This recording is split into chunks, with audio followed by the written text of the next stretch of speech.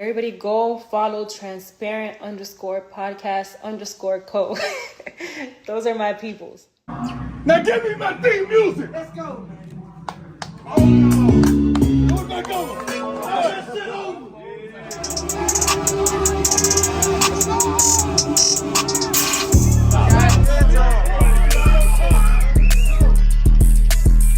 Move again. Cause he ain't ready. He new to this.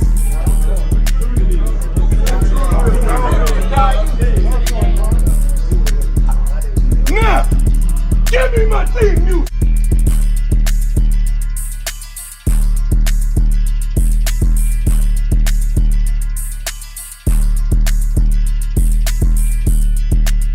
Hello, everyone. Welcome to yet another episode of Transparent Podcast.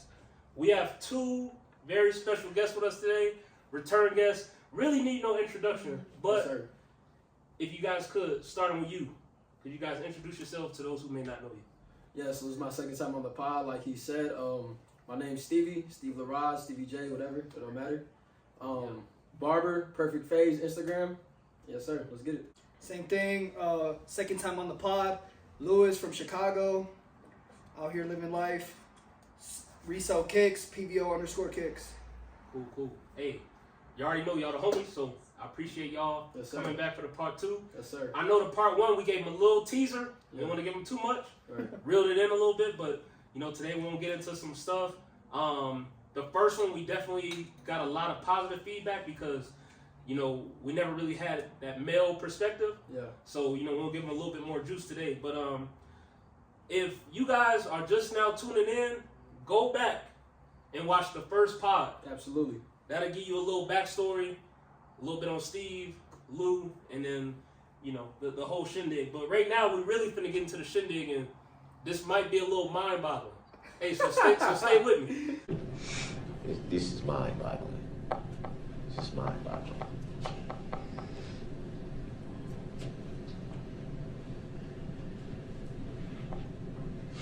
So, starting off, we'll actually start off with Lou.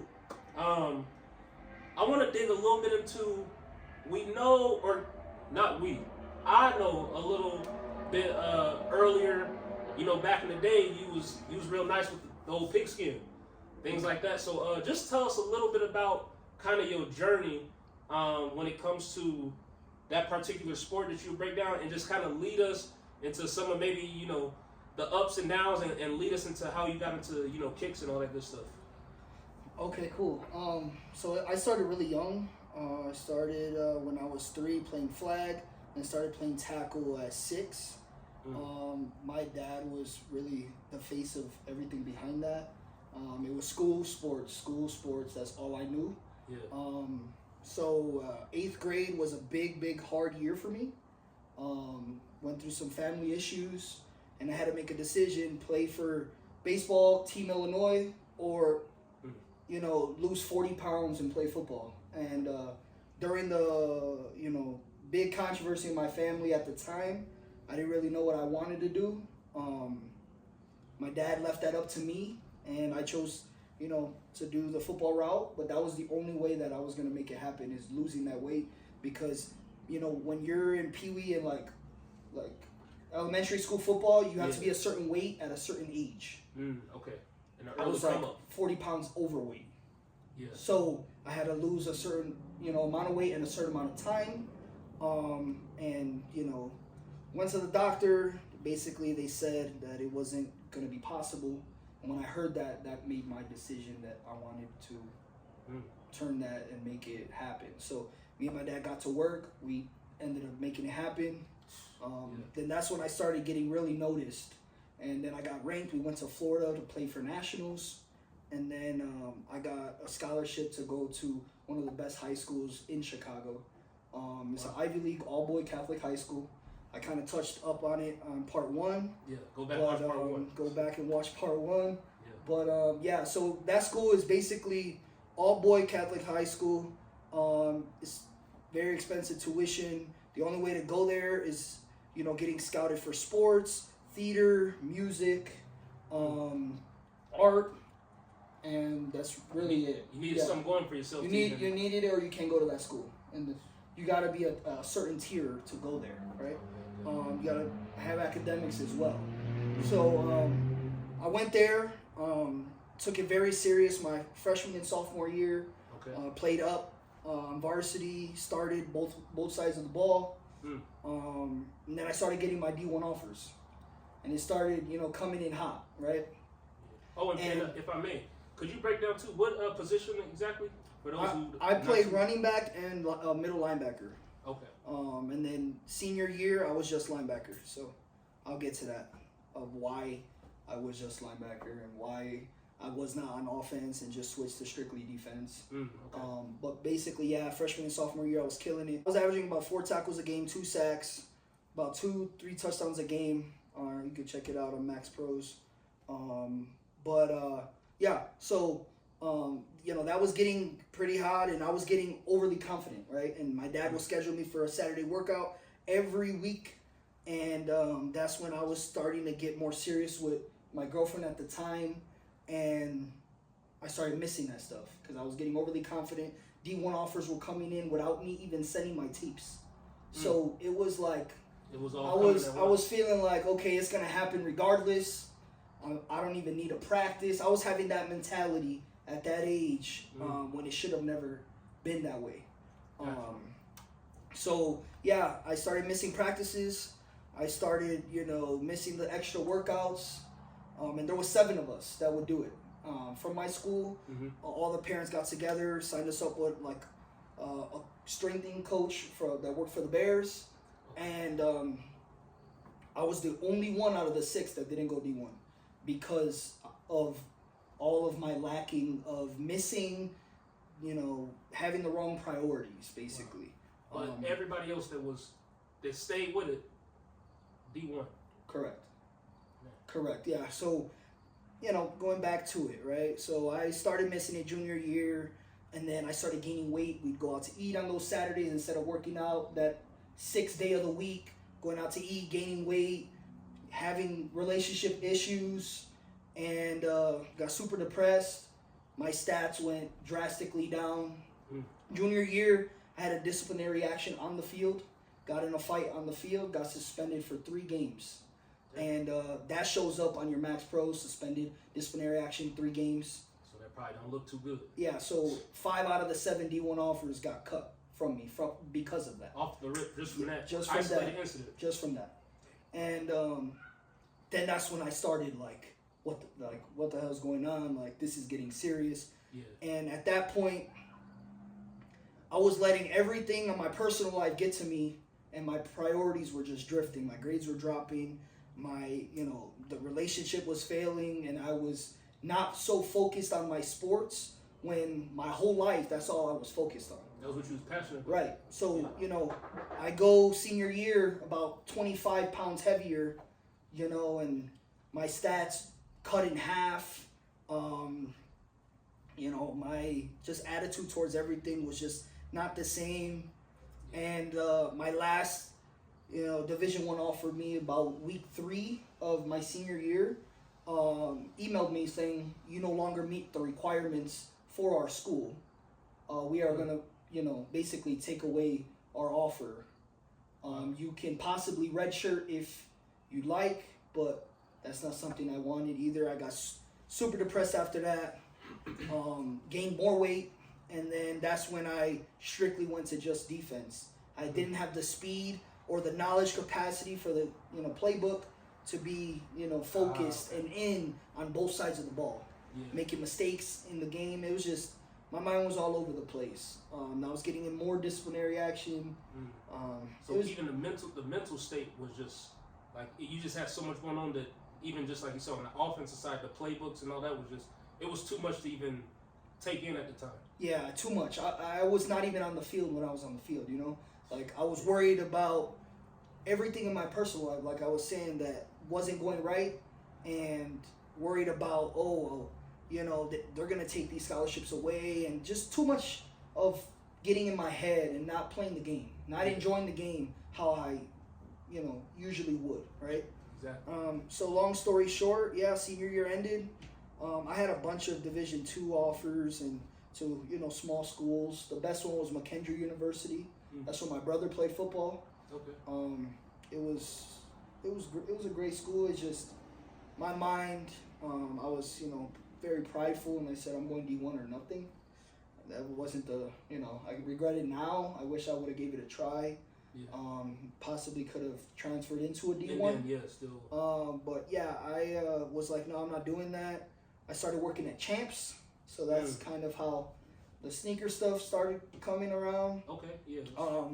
My mom was like, this isn't cutting it. You're gonna go to school or you're gonna join the military. And yeah, I wasn't going to school, so I joined the military. And I was in 4.5 years and been out for like 2 now. So yeah, sorry for the long story, but that's really what it was. I'm glad you shared all that, and I wanted you to go into depth because too the viewers like when and like he didn't have to share all of this obviously, but like he just keeping it a buck and letting everything he went through, and then kind of leading into the sneakers and all that good stuff. But we'll transition to Steve Driver here. First of all, hey, welcome back. Appreciate it. On the cam, but could you talk to us a little bit about?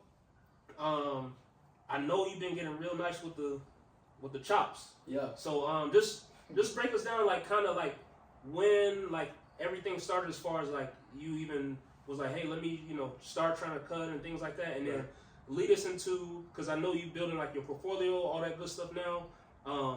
I've gotten a chop, a lot of us gotten chops, and then just tell us about like what is your goals and like plans as far as moving in the future, because I know you're just getting off the ground with it. Yeah, 100%. So honestly, it started when I got to my first duty station. I'm also in the military, so I got to my first duty station, and going from Chicago to Alaska was a real big transition. Damn. You know what I'm saying? And so it took me not long to try start it off right away. I got like 1 or 2 haircuts out there, and I said I'm not paying for this no more. Why should you? Yeah, it was bad. So I just went and I picked up some clippers, honestly, and hopped on YouTube. Honestly, that's really how it started. And I just started saying, you know what? If I'm gonna being in the military, you're required to have a haircut every so often. It's a part of the grooming standards.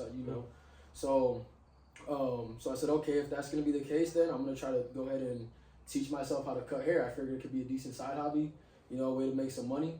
But I never was sure if it would get to that point, Okay. My thing was just I didn't want to have to pay to get my haircut messed up. That was my biggest thing. And you have to keep it within, like you say, the standards and stuff. Exactly, right. Okay. So started off just like that. And then little by little I started getting better. If you know about cutting hair, barbering, every clipper has like a lever that adjusts, which helps you fade. That's like a necessity that you need, The first clipper I ever had never even had that. It was a 0, 1, 2, and 3. So starting off with that, it was being able to fade with that, when I went and got some legit clippers, it was just that much easier. Oh, because you started the hardest possible. Without even knowing, exactly. So I went, go ahead and did that. And then honestly, what helped me personally, like kind of progress a little bit, gain confidence, because as a barber, that's a big deal, having confidence, was COVID. So during COVID, we're all restricted into the barracks. There wasn't too much stuff going on. And a lot of the places were closed, So during COVID, I was like one of the few people in the barracks that stood with a haircut still. And a lot of people were asking me, I started building up traffic, honestly, just off that. Yeah, like how did you staying fresh during COVID? We can't even go nowhere. You can't get 6 feet of nobody. So exactly. so I was just telling some of my boys. Honestly, it started with my boys from Alaska. I had a very small circle, but still my people to this day. And then when they seen that I was giving myself the haircuts, they got a little confidence in me to give them a haircut. Okay. So went ahead, started cutting up my friends little by little. Next thing I know, my barracks room was like one of the hangout spots. On the low, we weren't supposed to be doing that. And I'm just cutting people's hair just cause, not charging people, just to have something to do. During COVID was super boring, nothing really going on. So it was pretty cool. And getting used to cutting, different kinds of hair, different kinds of haircuts, just getting confident behind the clippers. That's what really helped me progress, Yeah. So then COVID slowed down and, things started getting back, normal. And it got even bigger for me, Next thing I know, sometimes my weekends were even booked. And from whatever time I felt like starting to whatever time, you know, usually when the fights come on is when I stop. Hey, when the fights come When on. the fights come on is when I stop, and I'm just cutting hair, chilling in the barracks, making a little extra cash, and I realized I started really liking it. You know, it was an easy way to make some money. So then I came out here. After that, by the time I got here, I already had the confidence to cut hair, and you know, PVL helped me, you know, spread a little bit too. You know, I got a lot of people that show support. You know, and I actually ended up getting myself into a situation where I was working at a barbershop for a little while. You know what I'm saying? And that was, to me, that was amazing. That wasn't even planned. It wasn't even planned, you know? And it was like so unexpected. It was just one of those things that, like, when it happened, it was like, you know, I was that grateful for it, because, like, damn, this is really, you know, this is really happening. I wasn't really expecting it like that. So it was a lot of fun cutting in the barbershop. I really did enjoy it, you know? But being in the military and cutting hair at the same time, you know, it's trying to balance both worlds. It didn't work out, you know? So, but, you know, I'm still going with it, and hopefully I could keep progressing with it, because I think one of the things I like the most about barbering is, you know, I could work when I want to work. You know what I'm saying? Exactly. I'm gonna get out of it what I put into it. You know what I'm saying? So that's a big thing for me, because I can kind of, you know, control my life in that way. You know, I don't have to report to no one. Yeah. You know what I'm saying? So that's one of my favorite things about barbering. You know, if there's anyone out there who I highly recommend, side hustle for everyone. You know, any young man growing up, even if you're not young and you're trying to get it going, side hustle barbering is a really good one. I enjoy it. So yeah, Always stay fresh. Always keep on. Exactly, and it's a good way to network with different people from different, you know, crowds. You know, so that's a big deal too. So yeah, so we'll see where it goes in the future. Okay. But until then, I'm gonna just keep grinding, bro. Sweet. Hey, I do appreciate that. Yeah. I appreciate both y'all, you know, sharing, getting a little personal, things like that. And like, I just like that in both your story and your story, it's like like the constant is like y'all both had like a will to, like, no matter what happened, like you was gonna be successful either way. Yeah. So if this, you know, path kind of, you know, took you this way, or a little curveball happened or whatever, and like you said with the military and all that stuff, you know, trying to juggle, but you still, you know, you still at it, you still perfecting the craft. Right. And with you, obviously, like, you was talented with the football and everything, but and even though like you had like a lot of stuff coming, you know, you was going to find the outlet, and when, you know, moms was like, hey, it's either this or this, like, you still, like, you know what I mean? You still progressing and moving forward, and, you know, you not just like throwing your hands up and just saying that's it with life. So Right. I like that. And we're going to get into a little bit of some questions you guys want to know, want to maybe show you a little bit of kind of these guys' thought process and drive, things like that. But to say the least, I want to jump right into this one. So when it comes to the business aspect, as far as like shoes, cutting, military life, what have you, when it comes to pursuing your professional like goals or your business goals, whether that is with, you know, a side hustle or like a main, I guess, career field that you're going to try to like start to venture in, how is it balancing relationships when it comes to friends, family, women? How is it trying to balance like your personal goals, the things you want to get accomplished, and trying to get everybody to understand, like, you know, sometimes your schedule, things like that may be different. Sometimes you might have to go make a play, or, you know, hustle, do X, Y, Z. Yeah. How is it managing like time management and like the relationships when it comes to just like family, friends, and like how has the support either been there, or how has it maybe changed due to like what you have going on? And then we can start with you, Lou. Okay. So as far as, you know, your hustles or your passion for something, like you said, keyword is balance, right? That's life. So, you know, my biggest advice would be staying consistent. Not saying that I'm the best with that, because I'm not. There's always room for improvement. But the biggest thing is being consistent and not greedy. And that's something that I'm still working on as far as my personal hustle, which is, you know, my passion is selling kicks, you know, reselling kicks, trading kicks, buying kicks, all of that, consistent and Not getting too greedy. Too greedy, right? So yeah. So as far as that, balancing with friends, relationships, family, they know how much it means to me, right?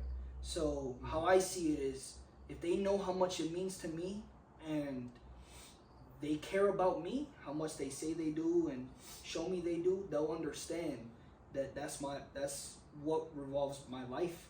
Not everything, but a big part of my life.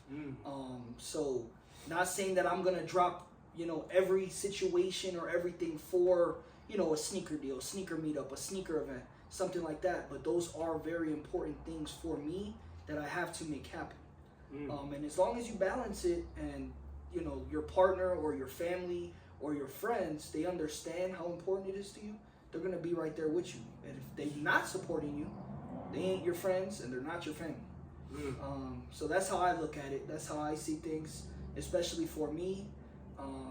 He comes with me, to Denver or to wherever. We're up to 2, 3 in the morning doing inventory the night before, a couple nights before, so that we can have a good show, and it's just all about staying consistent. And I gotta really work on that still, and being hungry and not being as greedy. That's I feel like any business, doing that, the basics with that, it'll be pretty much successful. And then your family, friends, your partner, if they support you, it'll just make it way better. Wow, man, and key word you hit on is like the understanding. Like you said, if they know that that's important to you, it's that understanding. Like, okay, I know that this is what he do. This is his thing. This is what he passionate about. And them being able to, if they need to, either step back or draw back, or be like, hey, do you need it, and step in and support, or you know what I mean, Right. Or give you like that space you need, like you said, to go make a deal, get ready for a show, things like that. So that's a real good piece you touched on. With having that understanding, the balance, all that good stuff. Steve, obviously, like you talked on like the barbering, and on top of that, like some military life, things like that. So how would you take that as far as like, dealing with like relationships with friends, family, with dealing with all the things that come with military and Yeah, for sure. Yeah, for sure. I think you guys both touched on a lot of good points that I would relate to, balance, understanding, and all that. To give you a different look at it, I guess I would say that communicating your priorities. You know what I'm saying? Having your priorities set. This is what has to get done. First things first. After that, my relationship comes next. You know what I'm saying? And communicating that with your partner, and like you said, understanding. Your partner has to understand. Like for him, selling shoes is a big deal. Yeah. So he has to be able to communicate that with his partner, and they have to be understanding, and vice versa. You know what I'm saying? It takes two to tango. You know what I'm saying? Yeah. So I think that's probably the biggest thing I would say. Communicating your priorities and having structure. That's one thing too that the military helped me out with a little bit. Coming up, I was kind of all over the place, not really knowing what I wanted to do with myself.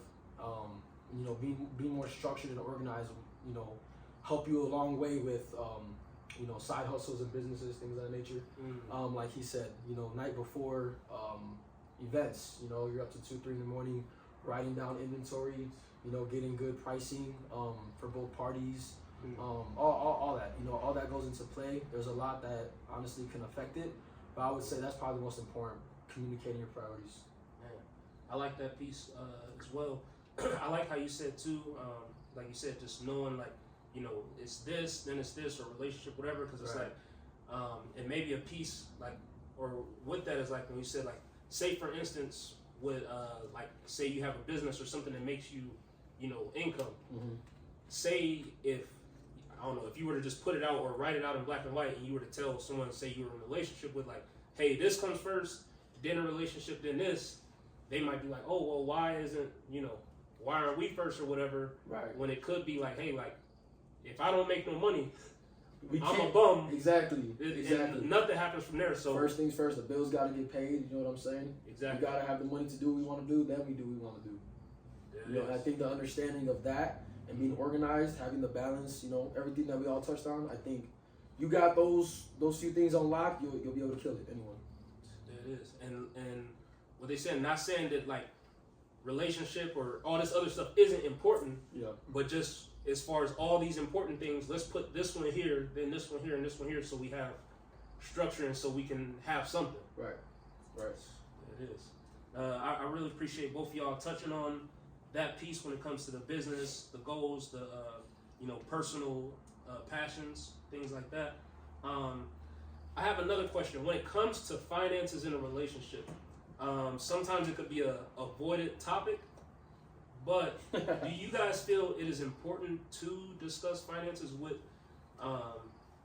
your potential partner or someone that you plan to have a serious relationship with, or is it something like, hey, like your finances are your finances, mine is mine, or is that something that needs to be out there on the table, even though it's a very touchy topic, if you will? Right. So, Are we married? First off, start there. okay. All right. Hey, now I'm sitting up. Hold on, sit up, man. Cause are we married or not? You guys aren't married. But you wanna be. You both have interest in each other. Y'all been talking for a while, and it could possibly get to that point. Okay. But y'all not So married. if you see her possibly being a potential potential for for the future. the future. Okay. Young prodigy. Honestly, man, I really don't share my finances with really anyone, but really my mom, my pops, right? Yeah. Like fully, right? Mm-hmm. But obviously, if we're living together, or if we have plans to live together, then priorities have to be aligned, and you have to make ends meet or go a little bit beyond that. But I feel like at the end of the day, as long as you're taking care of your priorities, your own and you and your partner's priorities together, like you guys own a home, you guys are getting that paid, and everything else that you guys have joined together, paid or paid off. Mm-hmm. I feel like her money's her money, my money's my money, vice versa, and then we have our money. You know what I'm saying? Okay. Like Long there's as things that she's gonna want to buy that I don't feel like I'm good. I need to buy it, or I necessarily agree with. That's what her money's there for. You know what I'm saying? Same way with me. I don't expect her to buy me $2,000 shoes. I don't expect that, or necessarily want that. I have my money to buy things that I work hard for, that I want, and she does too. Yeah, obviously I will be there to provide and show that I care above our needs, but I feel like the finances, man, people look too much into that, and that's where a lot of relationships don't work, is because of the finances. Don't worry about, my husband went and bought, a new toy, a new gun or whatever for $600, but is the mortgage paid? Is the utilities paid? Is the car notes paid? Then it don't matter. Check. You know what I'm saying? So that's how I look at it. As long as everything's paid. Now, when you're not paying your priorities, and then you're going up doing things like that's when you're crossing the line of respect. You're not respecting your spouse or yourself, because you're letting yourself tank financially. So as long as you got the main priorities done, man, enjoy your life. Spend what you want to spend. Yeah. I don't judge nobody that spends. If they want to live check to check and be able to live life, go out to eat, do fun things, hey, that's their life. There's people that operate a little differently, but I'm big on, you live once, so live it to how you want to live it. It is. Steve, you want to touch on that as well? Yeah, fellas, protect your pockets. Oh, protect your pockets. Or they'll be snatched. Yeah, for real. Hey, I don't got no pockets. My shit's empty right now. I mean, for me personally,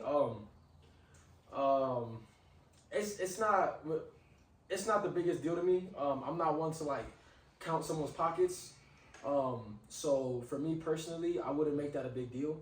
I think as long as, like he said, everything that needs to be taken care of is taken care of, then it shouldn't really matter. Now, like it also does depend. Like it was a valid question starting off. You know, how deep into the relationship are we? You know, we've been dating for a couple months. That's a question I would never ask, and I wouldn't be mind if, you know, my partner asked me. I wouldn't mind it, but also it's not something I'd rather talk about. You know what I'm saying? It's not, that's too soon. You know, that's none of your business. Whether I'm a millionaire or I'm broke as fuck. You know what I'm saying? Because if we're not that deep into it, why does that matter to you? You know what I'm saying? Exactly. That's the way I look at it. Maybe not everybody does, but starting off, I think there should be no need. Yeah, there's no need, you know? But now we are deep into a relationship, possibly marriage, looking to move in together, things of that nature. That's for sure something that needs to be communicated, I think, you know, because it's something that's very critical to life. You know, it can help relieve stress out of a relationship. You know, it can cause stress, so it's something that needs to be communicated for sure. I think as long as you know, like he said, everything's taken care of.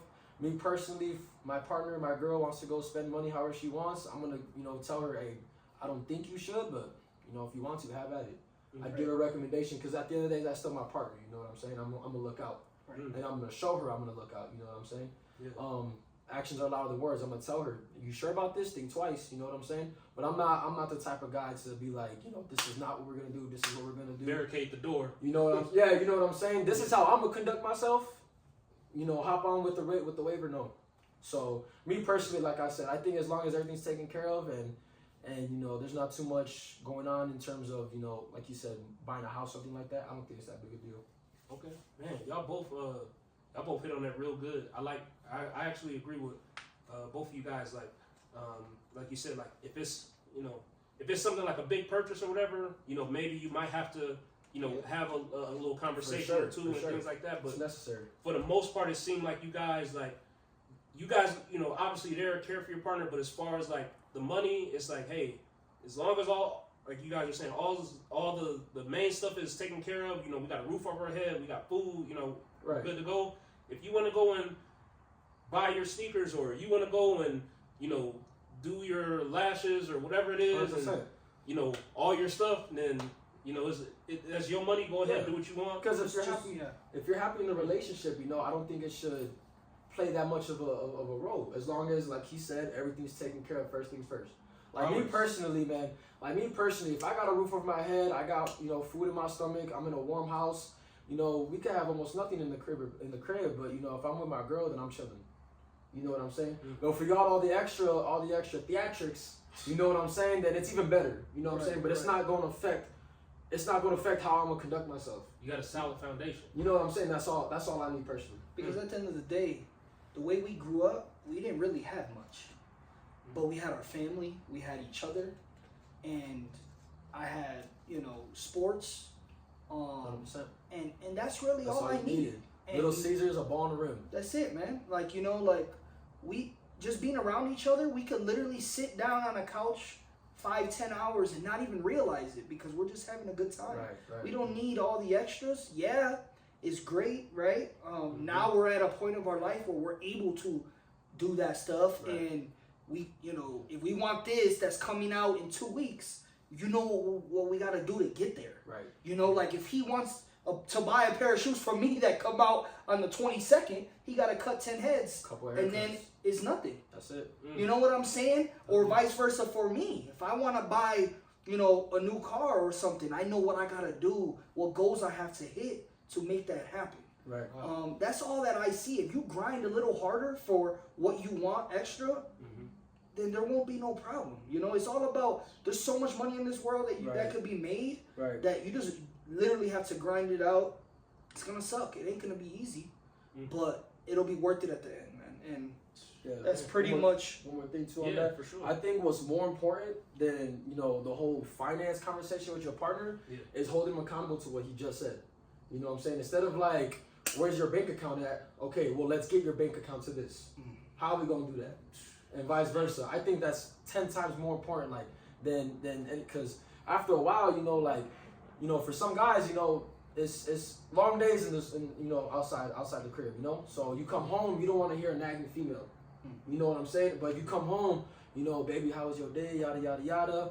Hey, let's do this, and this together. I take that 10 times out of 10 over, you know. Wow. Whether I got it or don't got it, that's beyond the point. You know what I'm saying? I think what he touched on is 10 times more important and healthier for a relationship, honestly. Yep. And another thing to touch upon, sorry, No, go ahead. Go ahead. So basically, we see this picture, or the world sees this picture as, the guy has to do everything, pay all the bills, do everything. The girl just sits there, looks pretty. To me, that's failing. That's not only failing your relationship, that's failing the girl that you love and want to spend the rest of your life with. Right. She got dreams and aspirations as well, just as well as we do. You gotta get her to where you expect her to get you. Right. If she got some, passionate, hobbies, or find her a hustle. She likes art, okay. Get her to make some art and help her sell it. She does nails, find her clients. Most of my clients for shoes, it's like 50-50, but a lot of them are girls. A lot of them buy for their boyfriends, their husbands, their brothers, their nephews, themselves. I get them for lashes, for nails, whatever. You gotta help your spouse, your partner out on what she cares as well. You guys gotta build an empire together. It's not just a one-man show. Right. And people get that confused 100%. of, oh, that's my man, I'm gonna just stay home. That's my man, he's gonna do everything, pay all the bills, and I'm just gonna stay home chilling. That don't fly with me. She needs to, hustle, not saying she has to hustle as much as I do, but she gotta show, it's not 50-50, 30, 70, 60, 40, 100, 100. You guys put it both in, what you guys need to put in, it's gonna be a successful thing. You know what I'm saying? It's just, people look at it so different in a way where, the guy gotta do everything. And I don't see it that way. I see it as, if your spouse is helping you and supporting you, going back to the balance and support of your friends and family, you got to do the same thing with her friends and family, with her passions, with her aspirations, her hobbies, her likes. You know what I'm saying? Yeah. So as long as you do that, I feel like that'll be golden for both sides of the party, both sides. It'll help. Man, y'all both broke that down phenomenally. And I like what y'all said is like, it's not a matter of like, hey, let me dig into this and look at what you got going on with your finances. It's like, hey, I'm finna make sure that we both finna level up. And if I'm here and you here, I'm finna help you level up. Right. And I want you to be able to level up to the point of something, you could get me if need be. 100%. So man, y'all both hit on that real good. Yeah, that was a good question right there. I feel like that's gonna help a bunch of people out see things in a different way. But yeah, man, I like that one. Wow. Shoot, we might have to hit a part 3. But I'm gonna ask y'all this closing question. So, when it comes to mental health, as far as from the male perspective, Okay. how is it with you guys being able to balance your guys' like mental health, the daily stresses and things like that of life? As a man, do you guys feel like, one, is mental health important to you guys, and then 2, do you feel that it's talked about enough, or is it maybe something overlooked? And like, how do you guys personally maybe just deal with, just upholding this, this certain standard as like a male, and mental health is like something that sometimes is not always the outside looking in. It's something that may not be talked about a lot, as far as from men. But could y'all just touch on that a little bit? Yeah, for sure. You want me to go first? I got it. Yeah. Go ahead. So with mental health, right? Me personally, I feel like that's number one, right? Whoever's in my circle really knows how much I care for them, and check up on them, and make sure that they're good and all around. And being around someone that you care about so much, you're gonna know when they're off. You're gonna know when something's off. They're gonna know when you're off.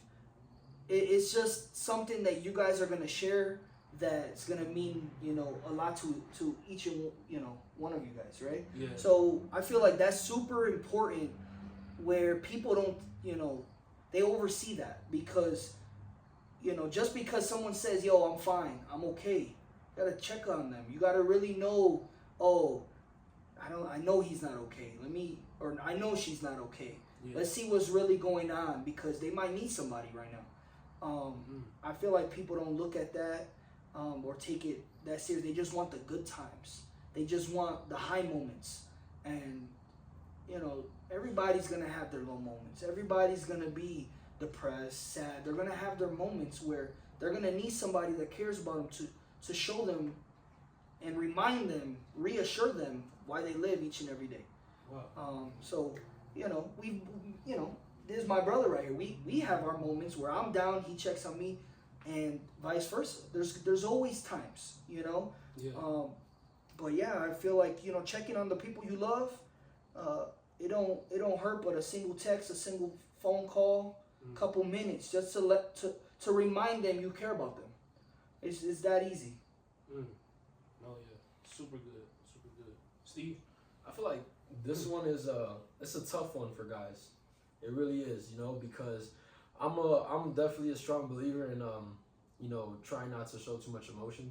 You know what I'm saying? Me personally, I just feel like, you know, all the double standards that come with like a lot of people think like men aren't supposed to cry. I don't think it's that deep, you know. With that being said though, like in, you know, certain situations, there's people out there that I feel like will look at you different for that, something like that. You know what I'm saying? Yeah. And a lot of guys, they grow up with the mentality, you know, of that. You know what I'm saying? I don't think it's that deep, me personally. But, you know, I do think that, you know, as a man, you are supposed to conduct yourself with some kind of mental toughness. That's for sure.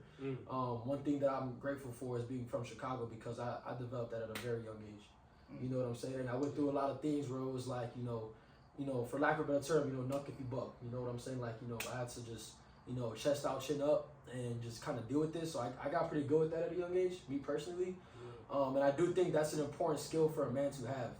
You know what I'm saying? But with that being said, and this is where, you know, I struggle personally, is, you know, shutting off too much. You know what I'm saying? To the point where it's like, you know, you don't really want no one to know nothing like that, and you just deal with it on your own. You know what I'm saying? And I was raised, you know, by my mom, who's real. She's a tough cookie, and my grandfather's real old school. So it was, you know, that was drilled into me. You know what I'm saying? Yeah. And, you know, getting older, I realized, you know, it's not that deep to be like that the whole time. You know what I'm saying? It's important, especially with close friends and family and, you know, relationships, to, you know, keep them involved on that side, because, you know, you could lose important people to you. You know what I'm saying? So I think 100% for guys, I think it's important to have that, like I said, that mental toughness. You know, when you walk outside the crib, you know, one of the few things, you know, that I was taught young, you know, a man's only got his word, his reputation, really. You know what I'm saying? So when you stepping out the crib, you know, you got to conduct yourself in that manner. You know what I'm saying? And you can't, I'm a strong believer as well. You can't be letting anyone just know anything, you know, especially with how you're feeling. But when it comes to, like I said, the inside, you know, like your spouse, you know, your best friend, you know what I'm saying? It's important to keep, you know, to keep them involved on that kind of stuff. You know what I'm saying? So yeah, find that balance, I'd say, for sure, between the two. Man, that's real good. Y'all both hit it on the head again, and I agree with both of you guys. Like, mental health, one, is important. You know, maybe as men, you know, that, like you said, it could be a certain perception if you show, you know, a certain amount of emotion. Yeah. But at the same time, like you said, you feel that, you know, as a man, you know, having a certain level of mental toughness and, you know, like you said, just being where you're from, you felt like that's one of the things that, you know, you both being from Chicago picked up like early to, you know, to be able to kind of have a little bit thicker skin, or be able to kind of deal with some stuff that maybe, you know, someone would be close to show some emotion on. Yeah, I got something to touch on. So something that we didn't mention, especially growing up, like he said, like you said, growing up in Chicago, depending where you're at, wasn't the best, wasn't the easiest. But I always got to remind myself that not everybody is the same. He personally had to learn things more on his own and guide himself to be the man he is today. And me, on the other hand, I'm grateful for it, don't get me wrong, but I had guidance my whole life. You know, I had guidance to where, you know, my dad said jump, I said how high, he said run, how fast. Like, I just listened to him because I knew he was my biggest inspiration. So I wanted to be like him and what he does, you know, and eventually be a man, how he is, a father, how he is eventually. And I just see that, you know, as long as you see those type of things, it'll help you make it to the other side. But reminding yourself that not everybody is the same is a big key, because sometimes I even get on him like, yo bro, like talk to me, and not everybody is as vocal as I am, or sometimes they just want to be alone for a little bit. Sometimes and me, I don't want to be alone. You know what I'm saying? Like, people are different, and you gotta understand, especially your brother, your family, your sister, you gotta understand and balance that. Each person is different, right. And if you really care how you say it, you gotta take the time to really understand that. And that's really what I'm understanding now, is there's people that just want to be chilling and not want nobody around, or don't really want to talk about it. But as long as you reassure them that you're there for them, you did your job as a friend, brother, sister, son, whatever the case may be. And that's what I'm looking at now. As long as I tell, you, him, my sis, family, friends, that I'm there, one phone call away, keep checking up on them, that's all you could really do at the end of the day. But remind yourself that not everybody's the same. They handle situations differently than maybe you might. So as long as you see that in a different way, it'll definitely help you as well. It's something that I'm going through, and I'm trying to learn, as I grow. But definitely, not everybody is the same. Yeah, very important. Man, I definitely appreciate both of y'all touching on that, and everything we talked about. Y'all had some real good points, and I think gave the viewers a lot of food for thought, a lot to chew on. Yeah. We definitely gonna have to do a part 3, because let's do it. Tap in, because there's a lot of more. I feel that I could touch on, that you guys have some real good points, just because of how you guys think and how you break it down for the viewers. Yeah. But as we closing out, lastly, if anybody, because I know from the time we did our last pod until this one, our little fan base subscribers, y'all transparent people out there, we have grew. So some people who this might be their first time seeing y'all, and then they gonna have to go back and watch. They gotta go to part 1, man. Part 2. Stay tuned for the trilogy. Yep. That's it. Go to part 1. So, hey, lastly, what's y'all got any shout outs or socials if they want to check y'all out or tap in? Or? Yeah, my social sneaker page, PVO_kicks. That's pretty much, the page that I'm trying to build. It's my sneaker page. You can DM me, email me, contact me on there. And we, I just need a size and a budget, and we get you there. That's it. Yes, sir. My Instagram, perfect_fades with 3 Z's. Follow me. My page is public, so you can message me as well. Get a chop up, good conversation, all that. You know what I'm saying? Show love on both sides right here. Hey, again, on camera, I need to get both of y'all to shake. Yeah. Yes, sir. Hey, I appreciate y'all again. Much love, baby. Much love. Hey, yes, sir. I enjoy it. That's a nice, what that say? Can you show that to the camera? Yes, sir. There the Jesus Church. Yes, sir. Hey, that's a guy we got to get on here. Yeah, 100%. One of our biggest inspirations, Dan Jones. Right there. That's our guy. We both got it on. Both got it on. Yeah, he's our mentor, our friend, best realtor in Springs. We gonna get him on. 100%. We gonna get him on. He's amazing, and he kind of keeps us a little level-headed. He reminds us of a white dude from Chicago. Like, he got a little hood in him, but he gonna tell you how it is. Yeah.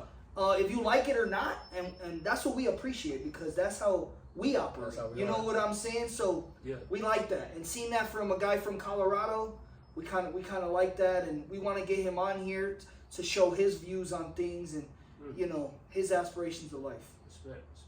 But thank you. Well, shoot. Yes, sir. I enjoyed it, bro. Hey, to all the viewers out there, we want to thank you for tuning in and watching yet another episode of Transparent Podcast. Yes, sir. We'll see you guys later. Yes, sir. Stay up.